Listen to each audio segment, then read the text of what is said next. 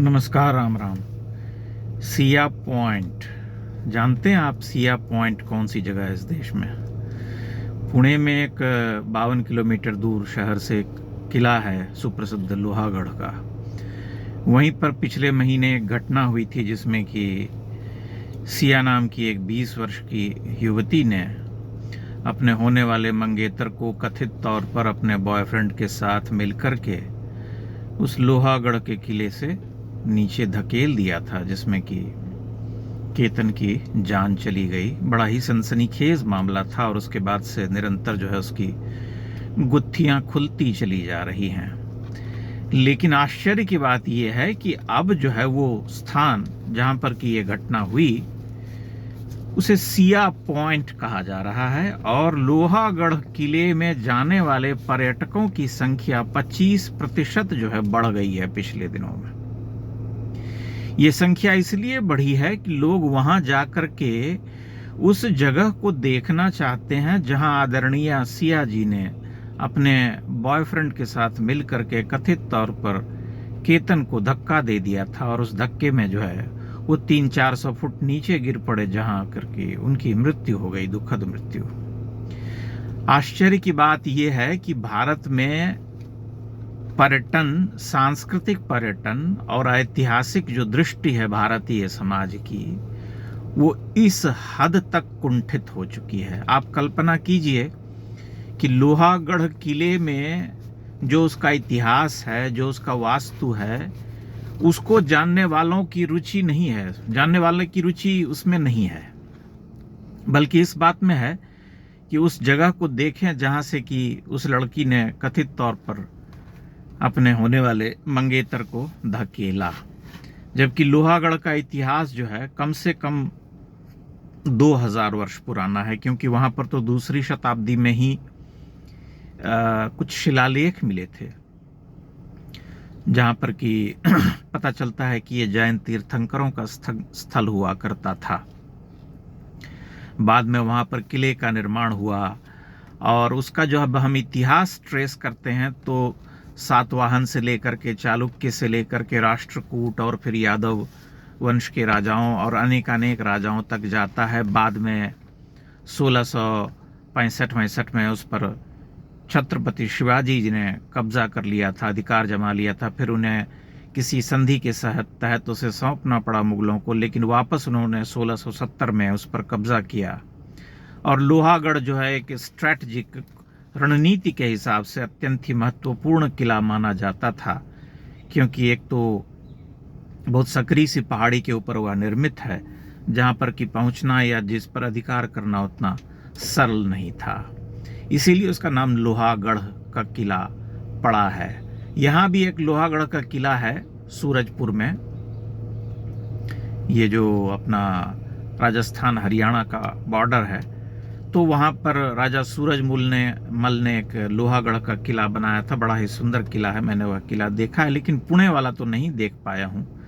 मैंने सिर्फ केवल इस समाचार की पड़ताल की और इस मानसिकता के बारे में विचार किया कि भला भारत का समाज जो है इतना सनसनीखेज जो है घटनाओं या कथाओं में अपनी रुचि क्यों लेता है, जबकि उसे ध्यान से देखा जाए तो बहुत पहले से लोहागढ़ का किला देखने जाना चाहिए, क्योंकि उसका बड़ा ही ऐतिहासिक महत्व है, बल्कि स्ट्रैटेजिकली वो बहुत ही महत्वपूर्ण स्थल हुआ करता था एक समय में।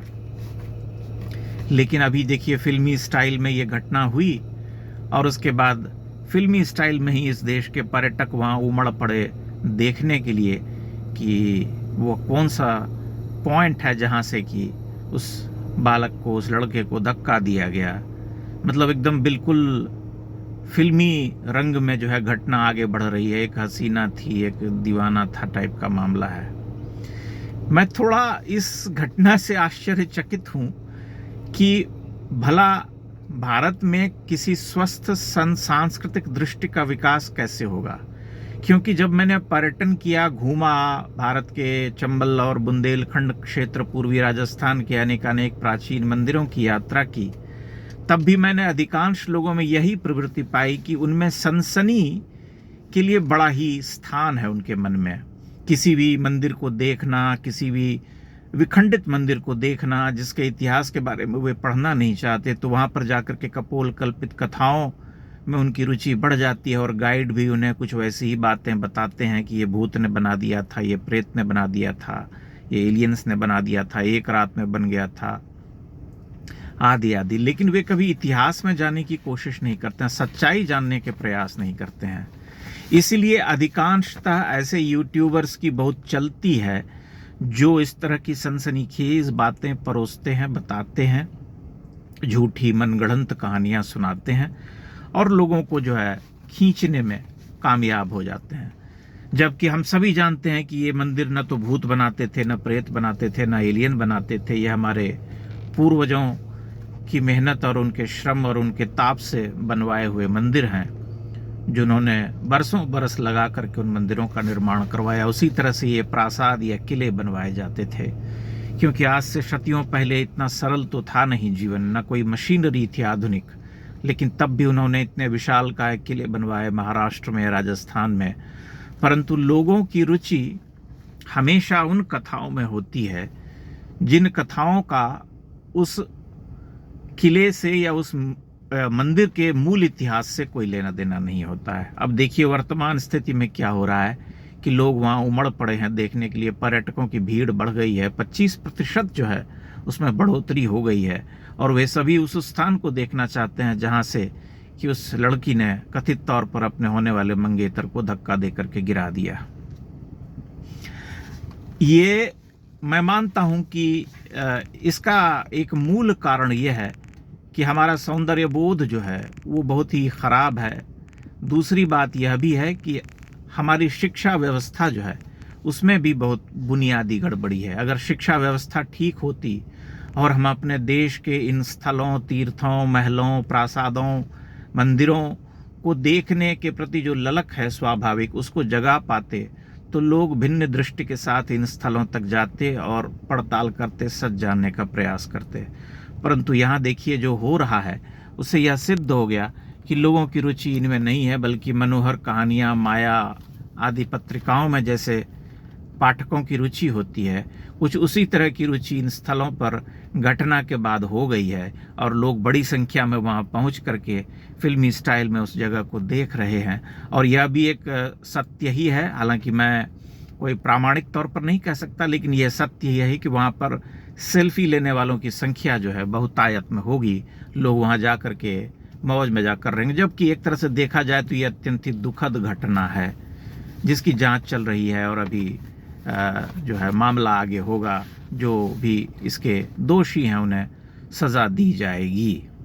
परंतु मैं इस समाचार को जब मैंने पढ़ा तब हतप्रभ हो उठा कि हम जिसे हम कहते हैं कि हमारी दृष्टि या हमारी सोच जो है, हमारी प्रवृत्ति जो है, हमेशा जिसे हम कहते हैं अधोगामी है, नीचे की ओर जाने वाली।